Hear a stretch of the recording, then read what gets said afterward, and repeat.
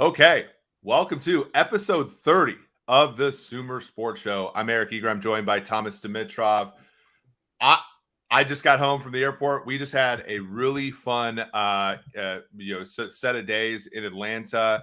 Actually, just a day and a half, really, talking over product and all that. I continue to be, and I don't know, I think that you feel this way as well, Thomas. I continue to be incredibly, you know, uh, just impressed by the people we get to work with and the people that we get to spend our days talking football with. And it's great to be home. I have hair that looks like I slept on the airplane just an hour ago, which is true.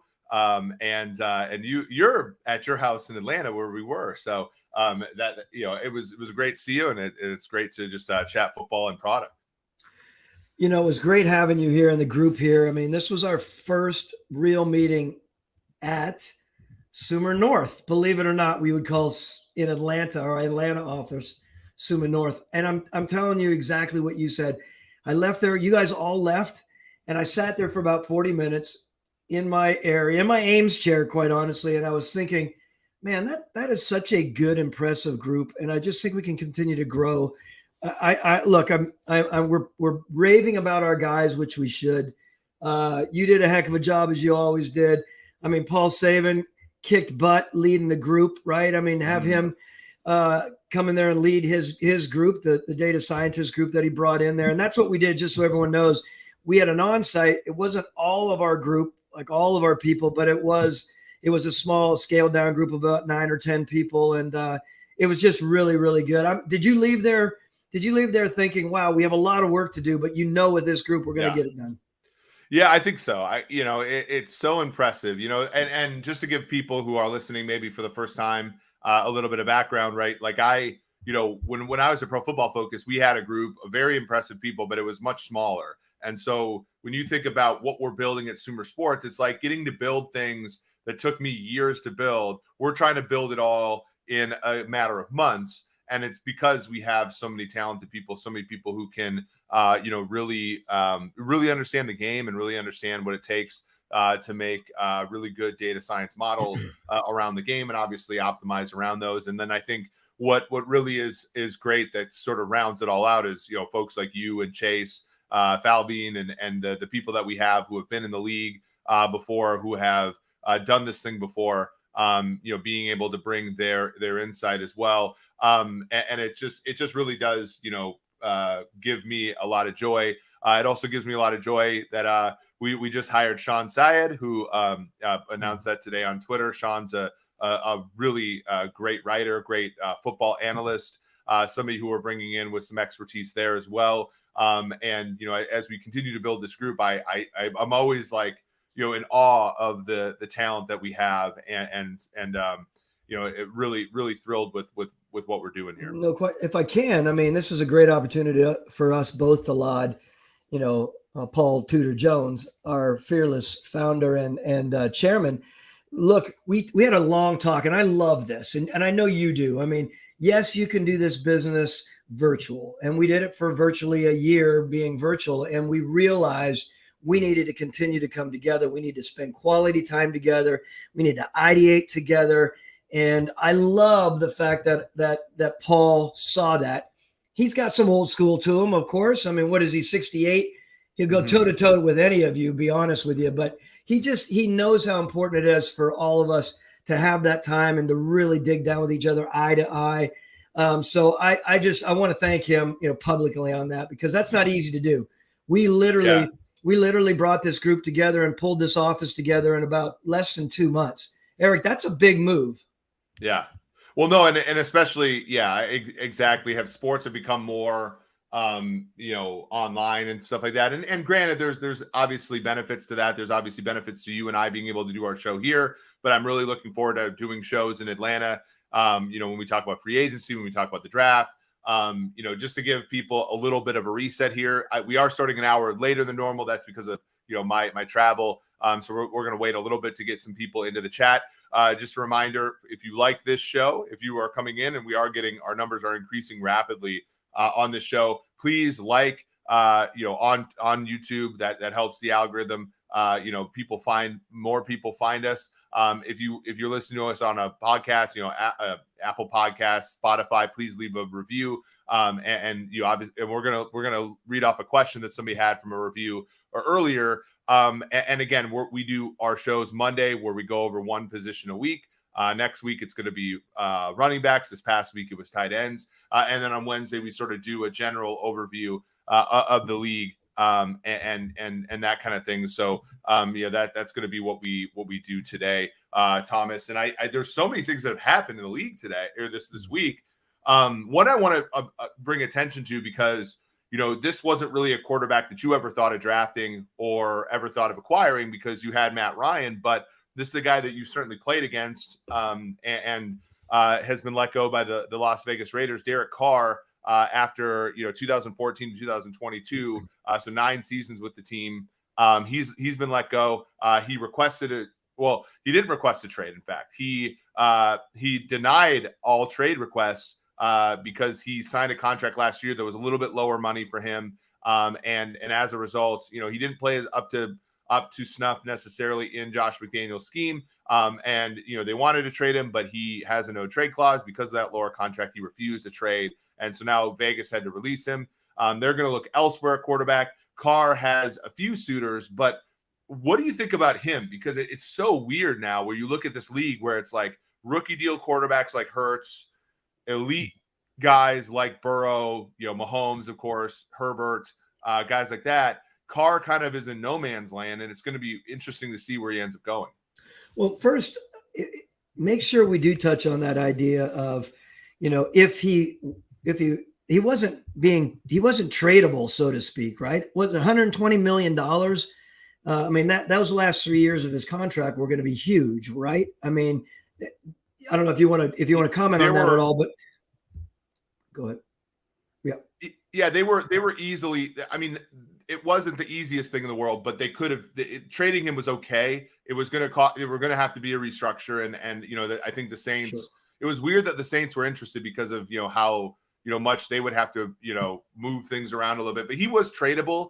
The way that they signed that deal, when they signed it last year, I was kind of like, you're kind of buying into a weird 10-7 season with an interim coach. And I always thought, John Gruden got the most out of Derek Carr for much of his career in Oakland and then Las Vegas. He's gone. Josh McDaniel's great, but Josh McDaniel kind of does better with the quarterbacks like Brady, of course. Like Carr's a little different than that.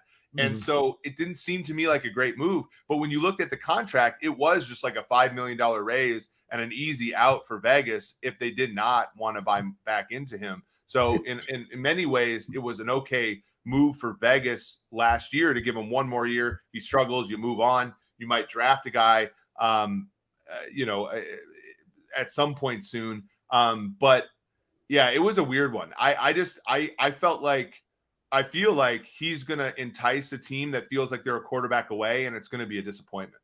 So I was leading in on the money because as I was looking at the contract and I was thinking about, what's gone down with these veteran quarterbacks that have all been good, right? I mean, look, our good friend Chris Ballard's not doing the veteran quarterback a whole bunch of favors. I say that tongue in cheek, of course. When teams are looking at what's been going on with these guys that still have some years left, it's complicated for that team to bring a veteran in, given their history, right? So obviously it depends on where he goes. I mean, might he go to Washington? Is that something that would be a consideration? I don't know. I mean, the Jets, my biggest concern right now with these guys is, watching what happened with Matt Ryan, of course, and what's happened with some of these, these guys that are established. Carolina, for instance. I mean, do you really think Carolina would really entertain this? I can't see it. I just can't see Mr. Tepper looking at this once again.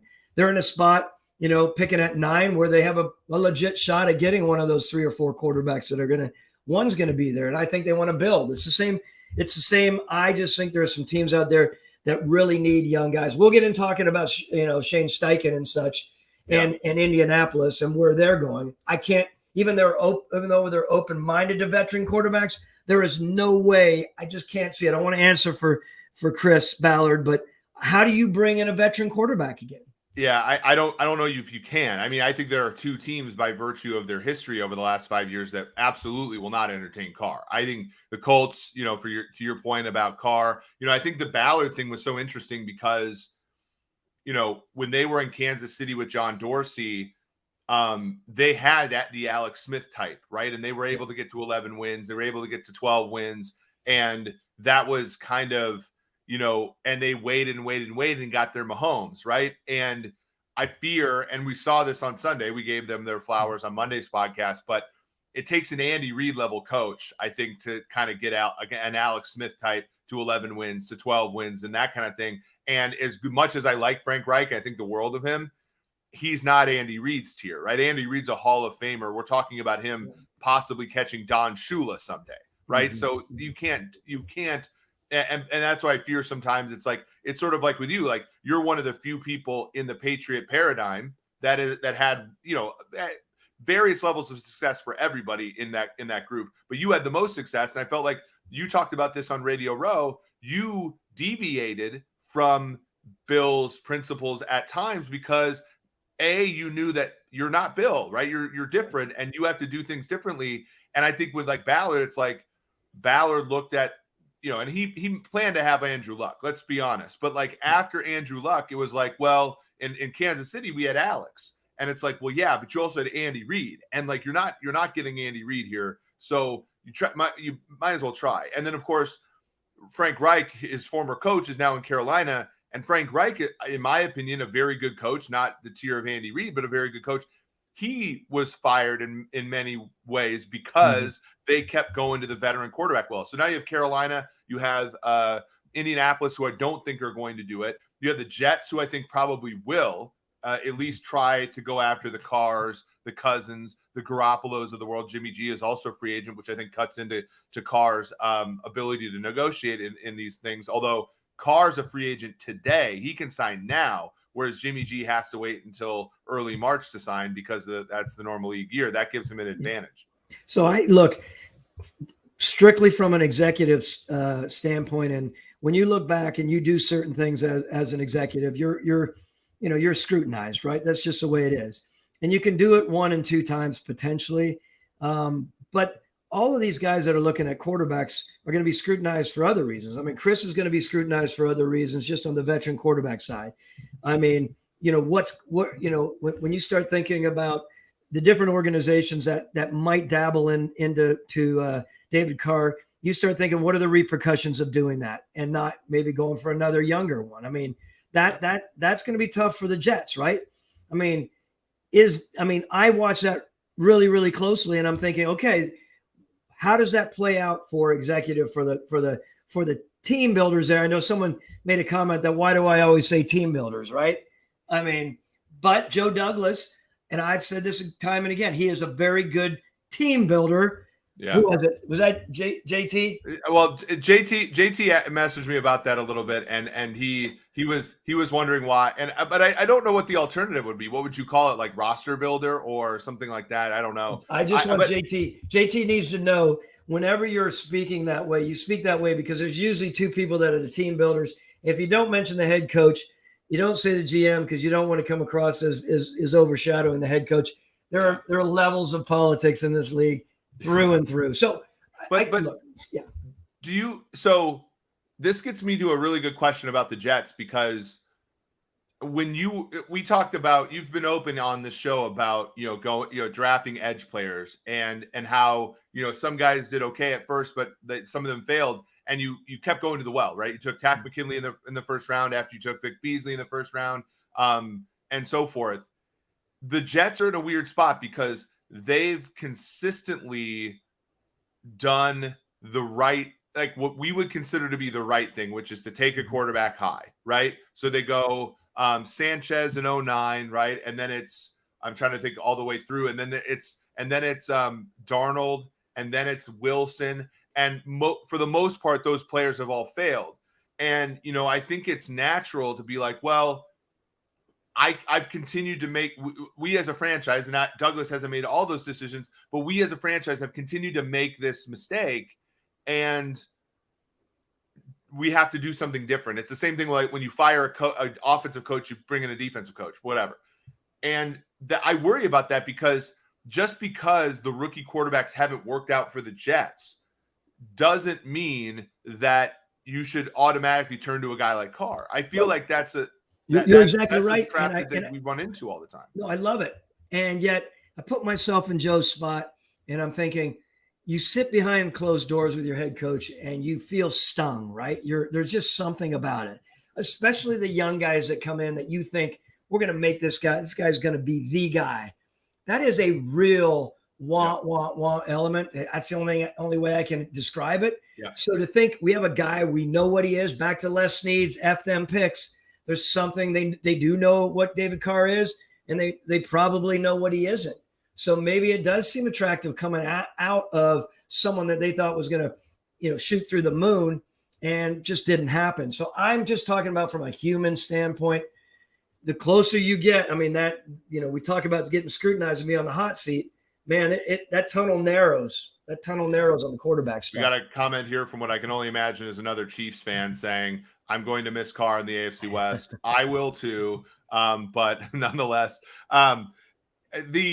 it's so interesting, right? Because you're absolutely right about the realities that folks like you face when you make decisions where, you're at the craps table and you continue to make the same move, and you're doing possibly the best, and all these quarterbacks are gambles, and we've all been at the tables and lost 3 hands in a row, 10 hands in a row, and it doesn't necessarily mean you should hit on a 17 against a 6. Like it just, you kind of, but then the problem is, and this is where I think, to plug our product at Sumer Sports, this is where we want to help facilitate these micro decisions, these good decisions. And I want, like we talk about helping people make the micro decisions so that the big decisions, there are fewer of them, or your big decision, the errors associated with them are smaller because all the smaller decisions are made in a more robust way. That's where we really want to help, right? Because I still believe that there's the human element to building a roster, and it's no more apparent than when you've whiffed on quarterbacks and you're a 7-3 team, as the Jets were a 7-4 team, and you lose the rest of your games because you can't play the position that's the most important, and you've built an otherwise great roster, right? Sauce Gardner was defensive rookie of the year. Garrett Wilson's offensive rookie of the year. Elijah Vera Tucker's a fabulous player. Mekhi Becton's solid, although he's been hurt of late. You have a great Breece Hall was a good running back in the draft. Like you've built a great roster, and much like Chris Ballard in Indianapolis as well. And the quarterback position's letting you down. I understand the impulse to want to go and say, look, Derek Carr is not great, but I know he's good enough. And I fear that is always because the teams that are in this position, Thomas, are in that position because everything went well except for the quarterback. And then when you add the quarterback, you're trying to win last year's Super Bowl. But when you try to win this year's Super Bowl, like all those things that went well the previous year, they regress, right? Like you get an injury or you get a guy that plays poorly after playing great. And then everybody's like, well, Derek Carr wasn't good enough. It's like, well, no, Derek Carr was good enough to win last year, but you don't get that deck of cards again. You have a new deck of cards. And it's just so hard to sort of reason that way. Well, you hit it. And we talked about it other times when we talked about how GMs, and I feel very strongly about it, you are judged by your quarterback moves, your acquisitions, how you've developed, et cetera, et cetera. I don't need to repeat myself. And Joe Douglas is a very good personnel man, and he has built a really nice football team there. He knows that going down the stretch, however, this is vital. They have to get someone in there, not only can spin the ball, that can lead. Then I'm going to ask you a crazy question. Do you really go back for Joe? Does he go back to who he was comfortable with? How many years did he put in with Joe Flacco? Yeah, I mean, was that Baltimore when he was there? It was Baltimore, yeah. Sure. You see a guy like Joe. Joe wasn't great. Of course, I mean, I'm not taking anything away from him. Of course, he was what he was. And the people there in Baltimore, they won a Super Bowl with him, right? Yeah. I mean, he did good things. All I'm saying, first of all, is he available? Is he? I don't even know. I think Joe's a free agent. I don't know if because he was their backup last year. I think he's probably over the hill. But to your point, like, what if you look at the current free agent, you look at quarterbacks that might be available, Geno Smith, like Kirk Cousins, guys like that certainly could play at the caliber Flacco did for the Ravens in 2012. And you think about, okay, and I think Carr can. I'm just saying, like, we've just seen this song and dance before. The Vikings, they get to the NFC title game. They should have been playing you guys, but they played the Eagles. They got killed by the Eagles. And then they're like, all we need is a quarterback because we have the number one offense and all this kind of stuff. And then they bring the quarterback in, and that defense goes from first to fifth, and it's not enough, right? And then everybody's like, well, why isn't Kirk Cousins good enough? It's like, well, no, you signed Kirk to win the 2017 Super Bowl, but you have to play the 2018 season now. And everything kind of regresses. And like, so it's just hard because, again, and this is where Sumer Sports, again, our algorithms will say, look, you have the number one defense in 2017. You should expect to have between the number one and the number 10 defense in 2018. And if you have the number 10 defense, a guy like Cousins is not going to hack it. And that's, if your goal is to win the Super Bowl. And I think like a lot of guys are like that. We see that with, even like Russell Wilson, who I think is better than those guys, but, obviously had his regression, but you saw it, like even going all the way back, like the 2000 Ravens, remember them? They won the Super Bowl. And Trent Dilfer was like, he completed like 8 passes a game that year. So then they go and get Elvis Grbac, right? Like Elvis Grbac is the Derek Carr of back then, right? And Elvis Grbac, as you remember, he was cut. He lasted 1 year, right? And like all these kind of like, I just need to get good enough at the quarterback position signings. They never end up being that good. Even down to like Matt Ryan, who is a Hall of Fame caliber player, but at this stage in his career, the Colts thought that they were pushing themselves. Oh, you just got to be better than Carson Wentz. Well, no, because when things break down, things broke down in Indianapolis this year more than they did for Wentz. And so, the bar for Matt Ryan was not Carson Wentz. It was Carson Wentz plus all the slack he's got to pick up when the team gets worse. And obviously Matt is a little older and it couldn't do it. And so it's just hard because, that I don't know. It's just hard because there is no middle-class quarterback contract. So you can't like just kind of get a middle-class quarterback for the correct price and build a team around him. You got to buy fully into that guy. You got to buy fully into it. And let me backtrack. In no way was I suggesting that Joe and company and New York should ride with Joe Flacco. I'm just saying he was around a Joe Flacco, and Joe wasn't. He had midline to him. Of course, he would shine. I don't want to dwell on it. All I'm saying is you get to a spot where sometimes you're like, what in the hell do we do here? What is the best way to approach that? What do they pick their 13th, I think, right in the draft? Yep. I think the Jets are. I mean, they're in a spot where they may just get out of that attractive spot, right? Unless they have to move up. And they might, who knows, try one more time at a rookie quarterback. But I'm just saying it is unnerving, and this might be ripe. I think, isn't there who just took the quarterback job there? Isn't Dowling? Dowling's a they got rid of Mike LaFleur and they brought in Nathaniel Hackett to be their offensive coordinator. But their quarterback coach, I thought they just brought in. I think it was Dowling. Yeah, let me look. Check out who that is. Rob Calabrese. Is that who it is? Okay. Yeah. Who else is on that? I was just thinking, like, who usually if there's a connection there with David Carr, maybe there's more apt to come in there and feel comfortable with him.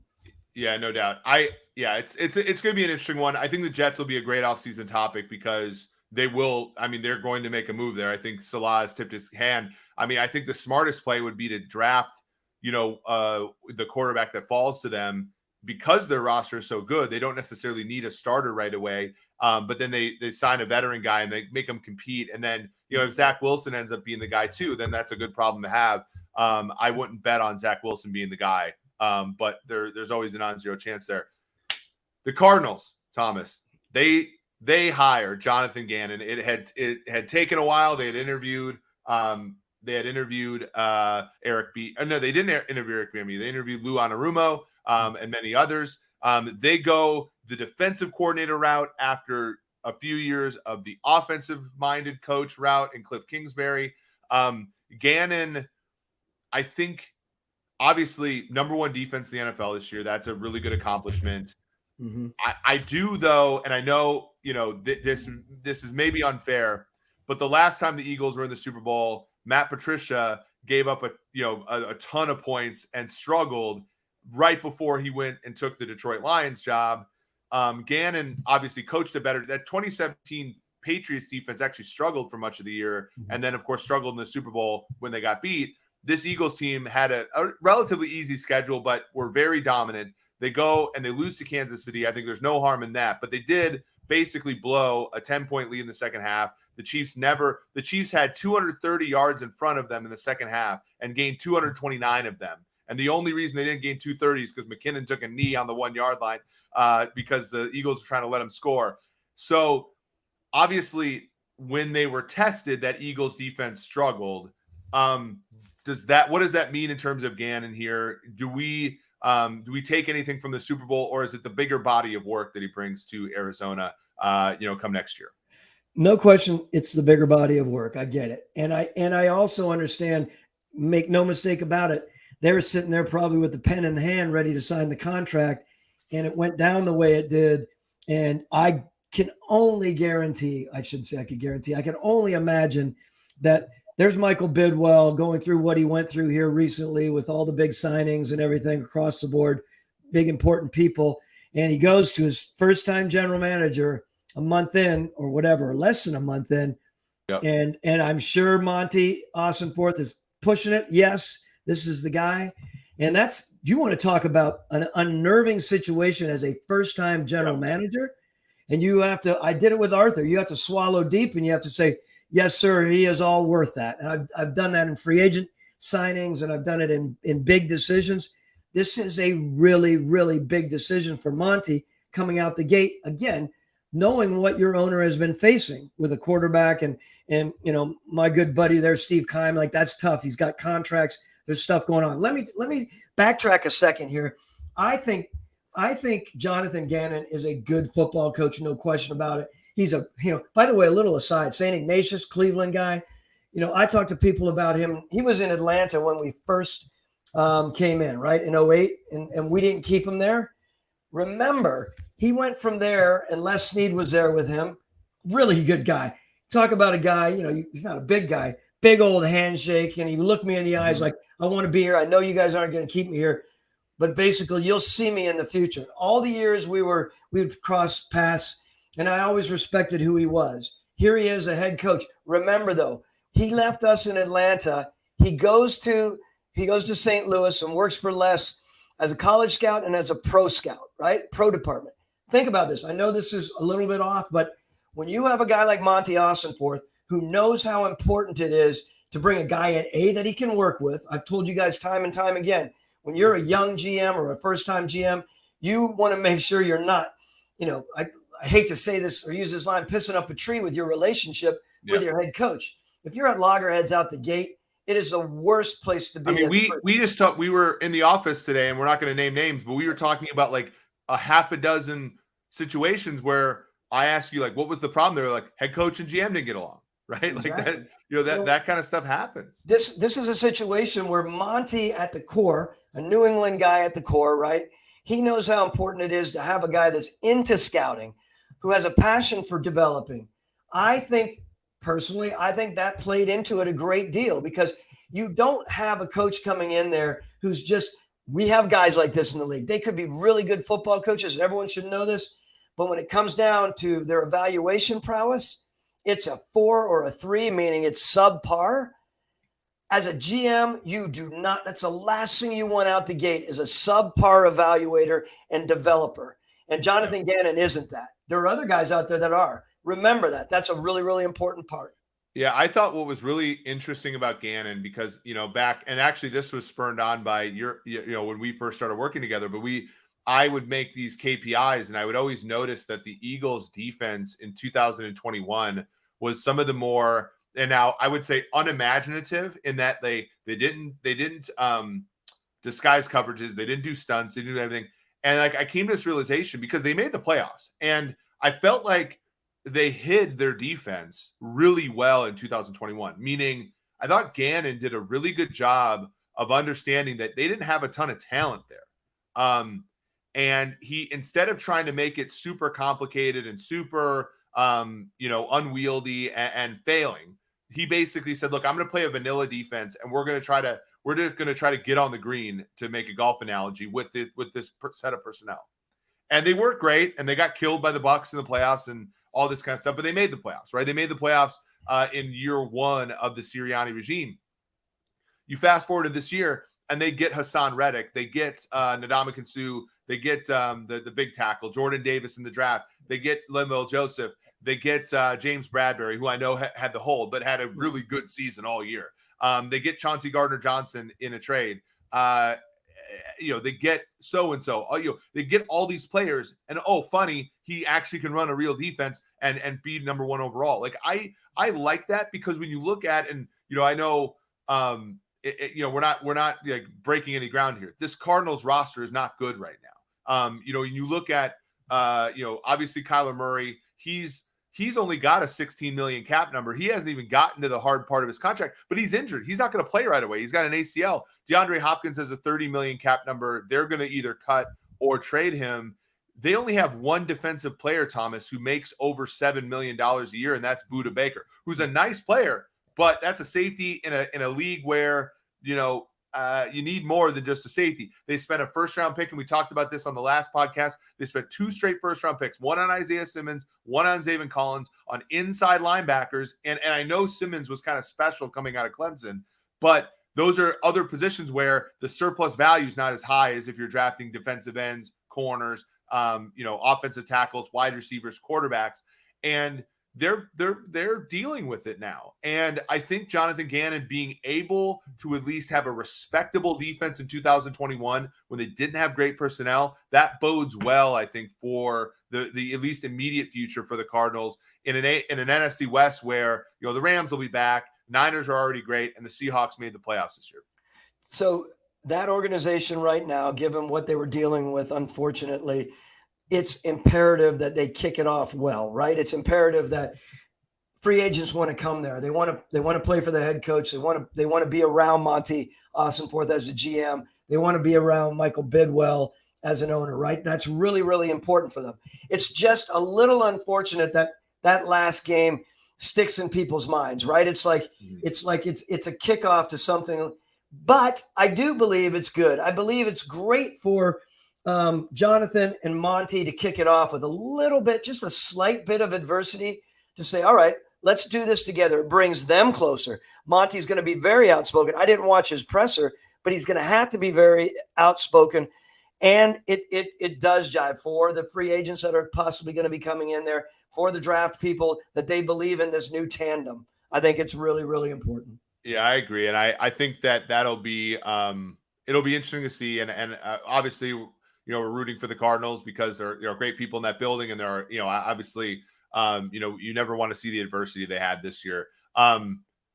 Colts, speaking of adversity, right? And speaking of good people in that building, John, George, by the way, John and George were instrumental in the coach search. It was really cool to see analytics guys getting the shout out for that. They hire Shane Steichen. And I know, we've done a little bit of work on the coaching side for prospective clients and stuff. And, Shane Steichen always does well in the ratings. And there's a couple reasons why, right? So Steichen, just to give people a little bit of a background, he was the quarterbacks coach for the Los Angeles Chargers in the Anthony Lynn era. And Justin Herbert's rookie year, he took over as offensive coordinator, did wonderfully, right? Justin Herbert set rookie records in the NFL for, basically quarterbacks in their first year. Steichen was wonderful there. Got caught up in the Anthony Lynn firing, of course. And then so he goes to Philadelphia. And as one wants to do, Nick Sirianni, who did not call plays in Indianapolis, wanted to call plays and sort of show his mettle there. The Eagles struggled out of the gate in his first year as the coach. And to Sirianni's credit, he gave Shane Steichen the play calling duties about halfway through last year. And funny, they started winning and they made the playoffs. And of course, a Super Bowl capped off by an offensive performance that was amazing by the Eagles against the Chiefs. It's a shame they didn't win. So this is one where, at opposite of Gannon, I think Steichen, you've seen the ascension, and it's been almost completely monotone up in his career. And I think about, where this team is now. They're sort of in a similar position roster-wise. They have DeForest Buckner, who may or may not be traded. They have, Quentin Nelson, who's very good, but the rest of the offensive line is porous. They have a great running back, some young tight ends who are good, wide receivers with Pittman, who's great, but not a ton of depth there. And they need a quarterback, and they need a quarterback soon. And so this is going to be a place where I think, much like the Eagles were in 2020, they're going to go ahead and draft one, and they're going to let Steichen develop what will now be his third quarterback on a rookie deal to heights that we've seen from Herbert and Hurts. And I'm bullish on it. I'm bullish on the Colts here, and I'm really happy that they made this decision, because I think Steichen is going to be a very good head coach. No, look, I completely agree with you. Without belaboring the point, Chris Ballard, coming off of veteran quarterback stuff from the very beginning, thinking he was going to ride a long, long journey with luck, and of course that didn't happen. That you're in a spot as a GM and your owner, and you're thinking, my God, we have the 4th overall pick, right? And we're going to have an opportunity at one of the 2 best, whatever happens there, and we're going to get the right guy to develop him, come hell or high water. And I think it's a really good move for them. Look, I have my thoughts. I wanted Dan there, of course, just because I wanted Dan Quinn somewhere. The defensive coach right now is not probably for that organization.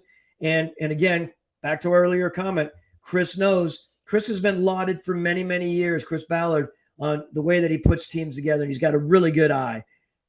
And the quarterback situation's been a little bit elusive, and it's important for him to jump back in and get the right one, and the right one to lead him in it. And it seems like it's Shane. Yeah, absolutely. So Matt Ryan right now, cap number next year of $35 million, but pre-June 1, you can save 17 by letting him go. Post-June 1, no, they just don't have post-June 1 because he only has that 1 year left, I believe. Right. So it's about 17 to let him go. They do have building blocks. I mean, the thing about the blessing and a curse of Ballard is that he does draft well. Like the Shaquille Leonard, Darius Leonard, he's been great. Nelson, and when you put it, it's kind of like the Jets. When you put some good non-quarterback players together, it can entice you to just try to get on the green from a quarterback perspective. When we've seen it blow up with them, Rivers was actually pretty damn good. That was a really tough AFC that year, so they only got the 7th seed, but they gave the Bills a run for the money in the playoffs. But since then, it's been Wentz, it's been Ryan, and it just really hasn't worked. But that he's not untalented as an evaluator, and their group, I believe in a lot, and they're really good in game. I think Frank Reich does a really good job. Obviously, he his part of his coaching spawn was Sirianni, who coached a really good game the other day in terms of 4th downs and stuff like that. So I think they'll be okay there. Quarterback. Can I stay there for 1 second? Because I think it's important that we touch on Jeff Saturday. Yeah, I am, because I watched what was that, a Twitter, whatever he did from the boat. Yeah, I didn't allow myself to watch that. I think in North Georgia. And, I know this for a fact, that people that know Matt Ryan, he didn't say it to me, so I'm not quoting him, but that was, of course, one of the very, very toughest years of his career and probably life, the way that things went down, and then you flip that over to, again, back to Chris Ballard as a GM. You need something fresh. You need something to pull that group out of that, because there's a little bit of a cloud looming there. And Chris is the one to do it. So is Shane to do it. The quarterback is to do it, because after that delivery, from Mr. Irsay, had a lot of people wondering the direction, of course. And I'm just glad that they stepped back, and Chris had enough insight, not only Chris, or enough push and drive to have, his owner step back and realize that it's best they go in a different direction. Very, very important. And I think it's very important for a lot of the coaches out there. I'm sure the coaching profession, as you can imagine, they'll tip a glass or two when they're in Indianapolis over that one. Yeah, for sure. And it's not that anybody doesn't like Jeff Saturday. I'm assuming he's a delightful guy. He seemed like he was a great player when he played and everything. It's just, and it's a little bit with, I feel this a little bit as an analytics guy, right? When you jump the line a little bit because you have a skill set that's different, like people do, you do have to pay your respects to how the game has been built before you. And I think that there's an aspect of when you jump the line that much, you have to expect people to have some consternation towards the process, just because there are people that work really hard. And as you said, like Jonathan Gannon, he looks like a young guy, but he's been in the league forever, and he's finally getting his shot. And and it's one of 32. Imagine, of course, if one of those 32 were taken by somebody who didn't put in that level of work that you did. There's obvious frustration there. I think, and actually we shouted out JT O'Sullivan earlier. JT runs a YouTube page called the QB School, and it's fantastic. If after you're done listening and watching all of the Sumer Sports Show podcasts, go ahead and give the QB School and JT O'Sullivan a listen. I actually watched the CJ Stroud one that he had the other day, and I can't help but think that in that offense that they're going to run in Indianapolis, if for whatever reason Bryce Young goes, and then let's say Will Levis goes, I think CJ Stroud would make a very good. I think he has the potential. When you think about this, Thomas, like you have kind of the toolsy guys, the Mahomeses and the Herberts and then you have kind of the and I don't mean to damn him at all here, but like you have the Mac Jones types where you plug and play, right? They don't have a high ceiling, but you plug them and play them, and the roster is competent around them. They can be good faster than some of the toolsy guys are good because they already are they're limited, but they're already ready to play. And I think Stroud is that guy in this draft. I think when you look at Anthony Richardson, very toolsy, a ton of like if you get him with the right coach in the right situation, he might be the best guy. Will Levis is similar, but they're neither one I think are ready to play right now. I think Bryce Young might be, but again, he has size issues and stuff. I think CJ Stroud is the most ready to play guy. Does that mean he's the best guy? No, but I think if he went to the Colts at 4, they would be going places, I think, right away. I do too. I'm really interested to see what he can do, of course, out the gate. And I'm a big believer, get that run game going, Chris and Shane, like move it, make sure that there's not a ton of pressure on him, at jump start, because it's obviously important. But anyway, I know we've spent a lot of time on Indianapolis. And like you said, this is not a dig on Jeff Saturday. It's a principle. And I think they're heading back into the direction they need to be heading. Yeah. And to your point, let's move a little bit here onto the Bengals. I'm going to the 3 things Eric believes here with the Cincinnati Bengals. One second here, talking about the Bengals future. And I'm going to read this, pretty word for word here. So one thing that I believe is that the Bengals are a top 3 team in the AFC. I think that's plain.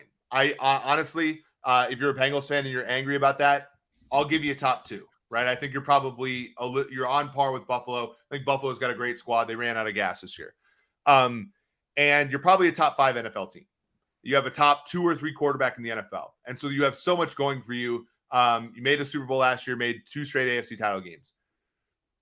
However, as we know, Joe Burrow is up for a contract extension this year, as is T. Higgins. T. Higgins would be the number 1 wide receiver on all but like 5 teams in the NFL, including his own. Jamar Chase is probably next year going to make $30 million APY. So you look at Burrow, $50 million APY, generally speaking. You look at Jamar Chase, which is going to be about $30 million APY at some point soon. And you look at T. Higgins, about $25 million APY. That's $105 million after you carry the 2. Let's say $240 million cap space. You're basically looking at 45% of your salary cap in the future if you're the Bengals, if you retain all 3 of these guys, is going to be spent on 3 players. The way that the Bengals built this thing was on the back of those 3 players being cheap. And they were able to get, Trey Hendrickson in free agency, DJ Reader in free agency, La'el Collins in free agency, Ted Karras in free agency, the whole secondary, Chidobe Awuzie, Von Bell. They were able to franchise tag Jesse Bates. They were able to sign Mike Hilton. I think this is going to be a crucial 2 years for the Bengals, because are they going to be an afterthought and that was a cute little run they made. They made a Super Bowl once and to never return. Or are they going to what are they going to do here? Like, are they going to make the tough decision and trade T. Higgins, or are they going to Or are they going to do what Kansas City did and try to accumulate as much draft capital as possible, throw as many numbers that way? I think if we look at the Bengals now and we say that's a top team in the AFC, I think their job is only half done to be any good for the next 5 years. And that is scary. That's the weird, crazy thing about the NFL. The rookie contract windows are short. Okay, so just so I'm clear, before I get into my devil's advocate, you're saying that this is the year.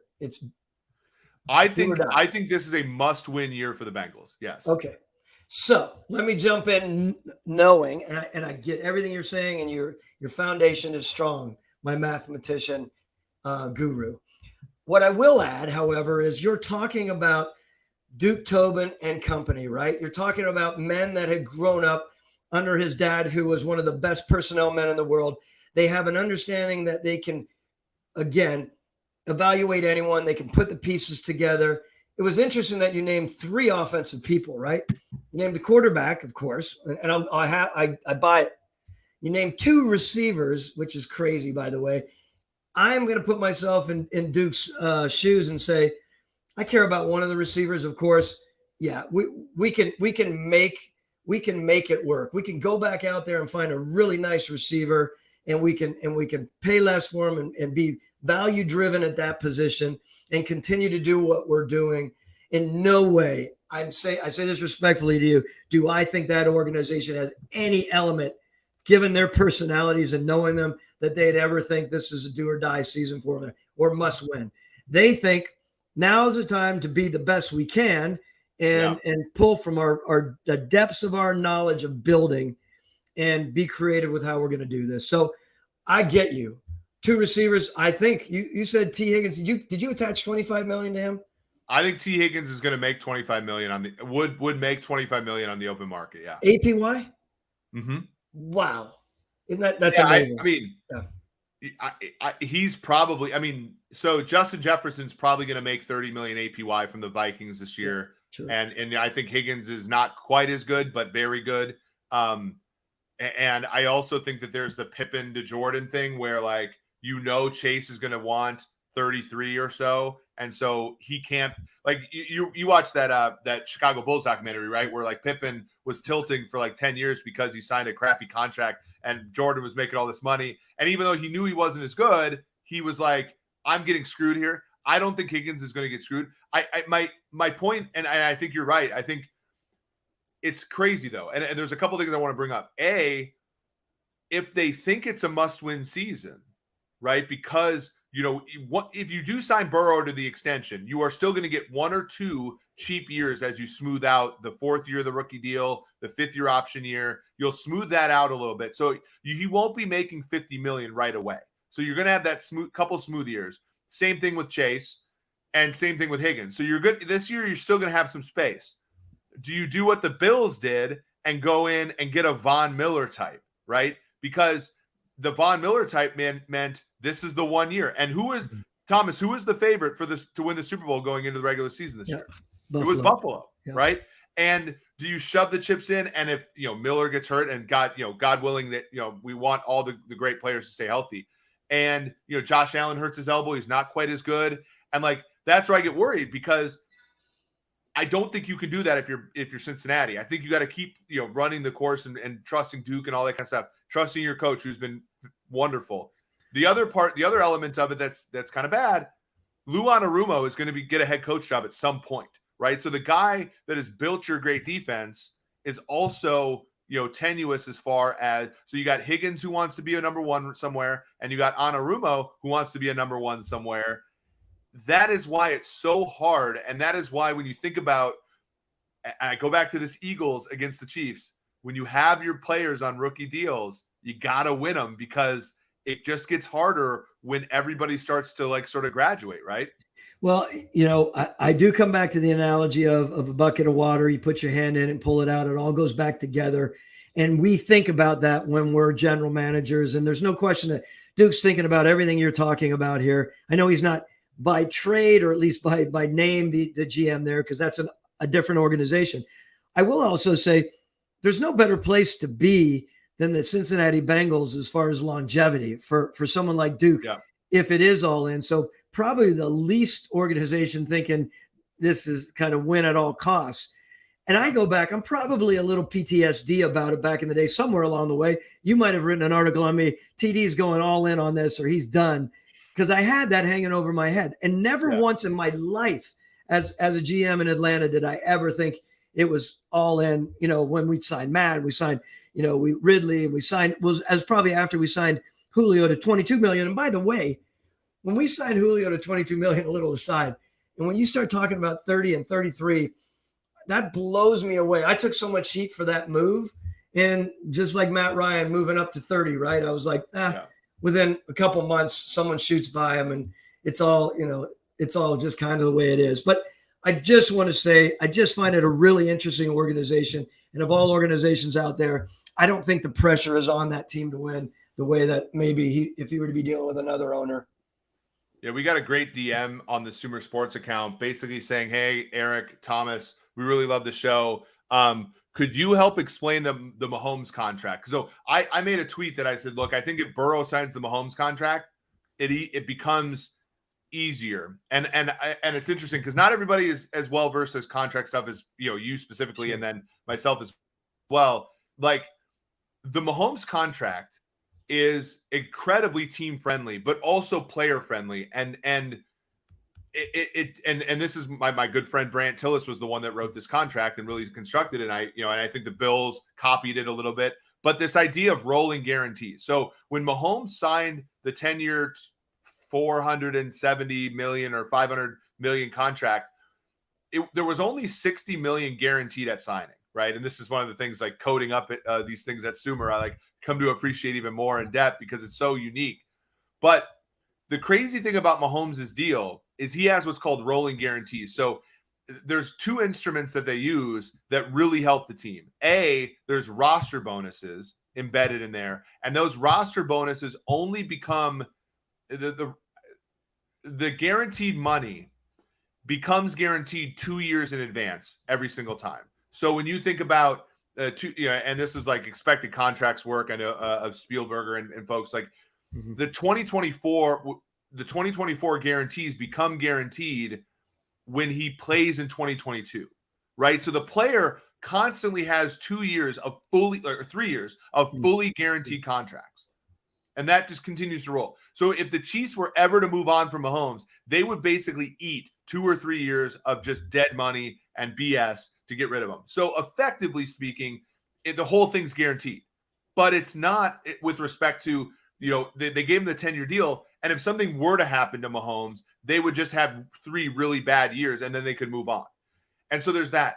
But there's also this, and it was really funny because I was at the contract negotiation competition with Nick Polk, your guy, formerly of the Falcons, and he was explaining to one of the competitors that like the roster bonus thing is it gives you that freedom because to the player, a roster bonus and a signing bonus are the exact same thing, right? But you just get the money up front. And at the beginning of the deal, they're the exact same thing. They're money that you pay right at signing. But every single year, you get this really interesting dynamic of and this is what the Chiefs did this year. Mahomes had a $27 million roster bonus, and the previous years, they would convert it to a signing bonus and cut the cost in fifths and prorate it over 5 years so that they could afford what they want to do this year.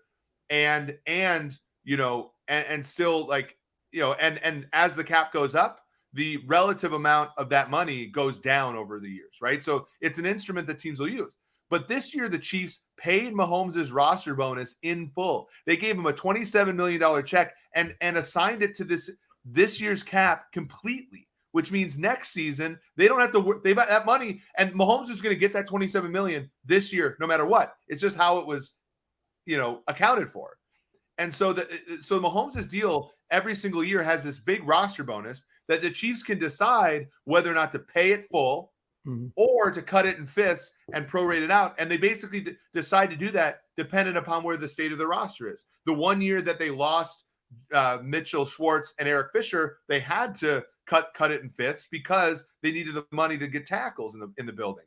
Last year, they didn't. And so that deal gives the Chiefs a ton of flexibility while also giving the player the money that he's worth on the open market. And that to me is like, if Joe Burrow can do that for the Bengals, I think that the Bengals will not necessarily have to do what the doomsday scenario where it's this year or nothing. I think that if he agrees to a contract like that, then I think that they're in business. And there you have it, everyone. Professor Eager. No better way to explain it. No, that's really impressive. I'm sitting here. Yes, I've been around a lot of contracts and a lot of smart people negotiating these contracts over the years, and that was very well done. You've teed yourself up to be a general manager. We're going to work on that. We're going to keep working on trying. We'll try. I'm just enjoying being the co-host with you here because it's really fun to chat about these things. Really good job. Really good job explaining that. The last thing I'll ask you about this Bengals thing is when it comes to trading a guy like T. Higgins, how do you, because I think T. Higgins will come with a first round pick, will come with the added cap space. Like, does that really, is there a difficulty there given how much he's accomplished for the team? Even though I think everybody knows you're trading him to go get a promotion somewhere, to be a number one receiver. Is that easier than trading a guy like Tyreek Hill when he's your one and you're really doing it for relief? Like, I feel like that's the one, like we both agree here that they probably have to trade him, but is that a difficulty for the locker room and things like that? No question, it's difficult. I don't know the inner workings of the locker room and how they perceive him. I do know, and we all know when Tyreek came out, I mean, he had stuff, right? He had stuff that he was dealing with.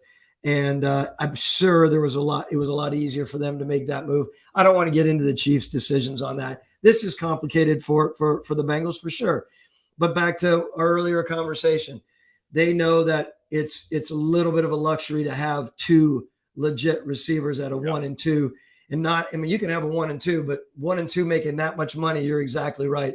I think it tees up very well. Did I just say that? Yeah, I was going to say it tees up very well. Sorry. That's what a great host will do, is they'll tee you up for the play on words there perfectly. Okay, cool. This has been a lot of fun. Let's get to listener questions. Let's reset a little bit here. We appreciate all of you for listening into the show. Both Thomas and I are a little tired after a day of intense work and myself with travel. So we're gonna light up here and answer a couple listener questions and everything. But firstly, if you've liked, go ahead, like it on YouTube if you're watching on YouTube, or if you are listening on a podcast platform like Spotify, like Stitcher, like Apple Podcasts, give it a like and subscribe, rate, review. Help us grow the show. We've had a lot of fun doing this, and we hope you have had fun too. Help us grow the show so that we can have more people like Frazier, like Jim, like Gil, like Cartosis in the comment section, having a great time with us here on a Wednesday night. Amy Bright, who has commented on almost every one of our podcasts. She says, "Aloha, gentlemen. Great show as always. If it was your choice, who would you hire as DC in Denver? And thoughts on Rex Ryan being considered aloha." So somebody's in a more tropical place than you and I are, and is wondering about Rex Ryan in Denver to be the defensive coordinator. Edgero, he's gone. He's gone to join what has become an impressive staff in Carolina with Frank Reich. So they have an opening there. Rex Ryan, after half a decade in the television booth, being considered. No. He needs to stay in the booth. His teeth are white as ever. He needs to keep them white, and he needs to stay there and give his really insightful, comical, sort of levity-driven diatribes. I love what he does in the booth. I think he just needs to enjoy it there, man. There's too many people out there that would take that in. How old's Rex right now? Rex has got to be. Is he 60 yet? I think he has to be. I mean, their dad, obviously. Buddy passed away like with the last 3 or 4 years. People forget that that's the family, right? Like that's the defensive family, and they certainly had their moments. But yeah, it's weird, right? Like, once somebody's out of the league for that long, they sort of turn into a media member. It is hard to sort of turn it back on, isn't it? I know Gruden did it, but even Gruden had a couple years before he was really like a contender again. It's just not.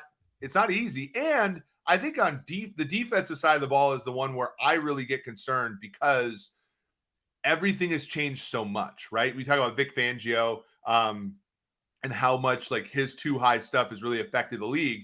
And, I think about, the cover two, like Lovie Smith, for example. Like Lovie has been a great coach in this league forever, but he cut his teeth with the Tampa 2, Monty Kiffin, defense in the early 2000s.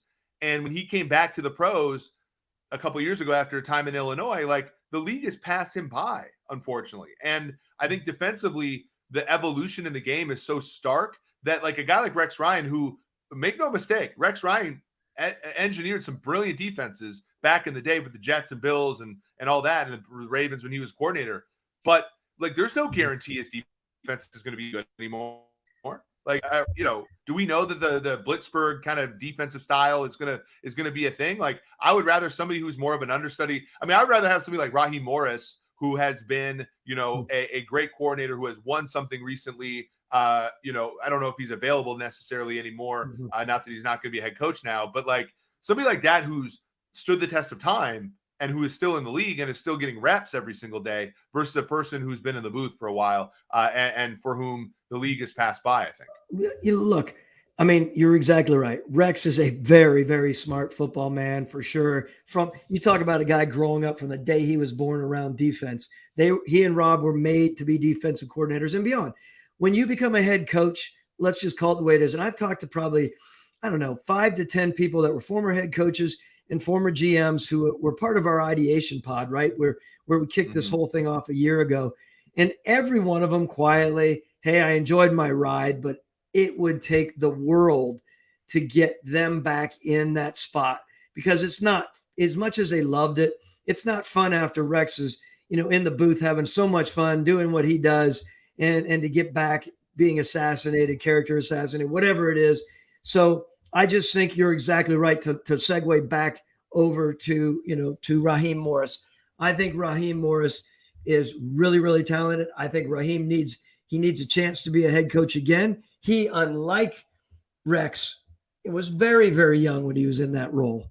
He needs a chance after maturing over this many years, and he could go into Denver, continue to kick butt on the defensive side, D coordinator side.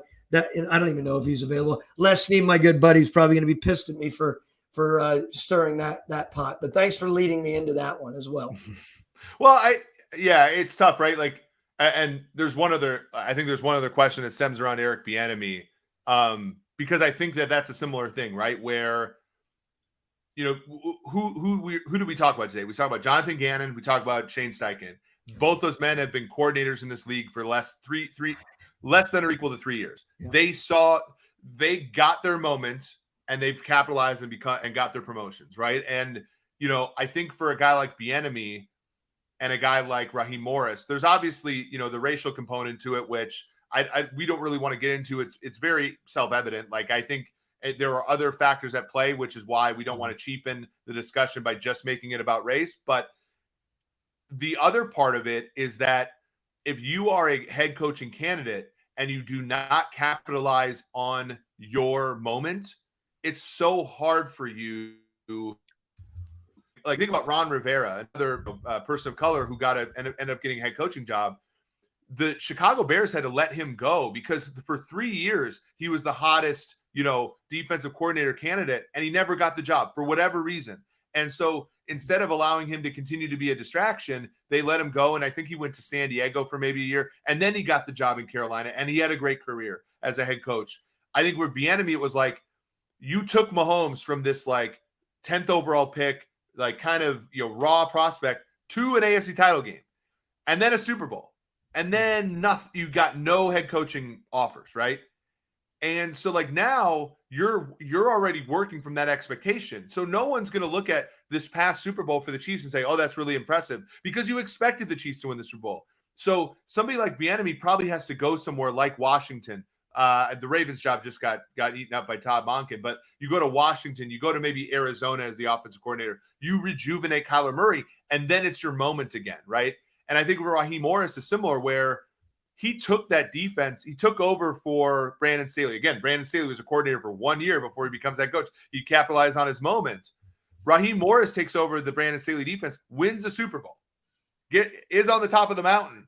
And then this year, I think he did just as good of a job. Just everybody got hurt, but no one's talking about him because the expectations were different. And for him to get another head coaching job, a change of scenery might have to be possible. Now, I'm not advocating him leaving. I'm just saying the reality of this situation is usually if you're going to go from coordinator to head coach, you have to be in a situation where you exceed expectations. If you already build up great expectations and you just meet them, no one's going to really.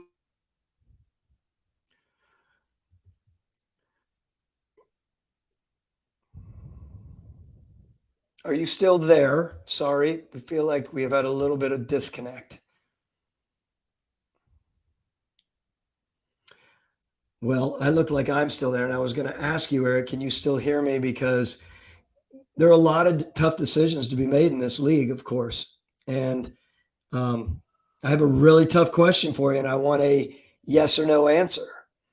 But I'm not sure if we finish this off at 105, and I'm not sure if I should continue on or not. You might be talking at the same time as I am right now. So I'm going to sign off right now, thinking that you're the host, the main host here, and with all the technological skills. Everyone, thanks for joining us tonight. And let's let Eric rest after a really long day traveling back from Atlanta. We will talk to you real soon. Episode 50 in the books right now. God bless everyone.